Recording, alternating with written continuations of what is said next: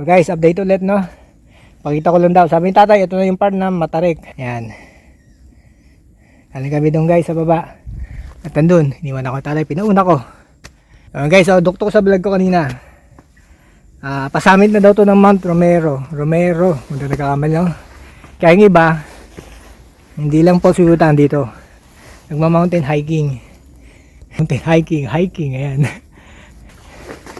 So, ayan guys ang aking update vlog no. Last na station na to. Di ba tayo last na station na? Hindi pa. May 4 pa. 3 pala. Pa 3 tayo. May 4 pa. Pa 3 pa lang kami guys no. So ayun guys, inom muna ako tubig.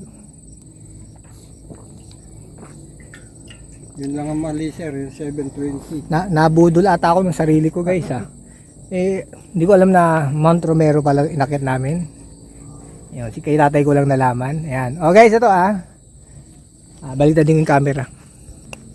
Mount, ano yan? Kapaynutan. Kala ko tayo, ano to? Mount Romero. Ay, kinawilihan na sir ng mountaineers yun. Pero yan ay sitio pa lang yan. Ginawa lang Mount Kapaynutan. Lugar yan, sitio. Okay guys Mount Kapaynuan, sitio yan. Pero ito ay Mount Romero, ang tunay na tawag, no? So, summit. Kinawilihan na yun ng mountaineers. 720 meters pa para sa Buruwisan campsite. Nako. Ang inakit namin ni tatay from Barangay Makatad, Sialoan, Laguna, 1.9 kilometers, no? Ayun guys, ay mga short vlog ko doon.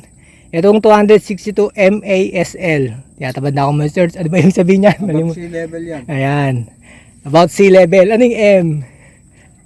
Ayan. Tatay. Above sea level. Yung M.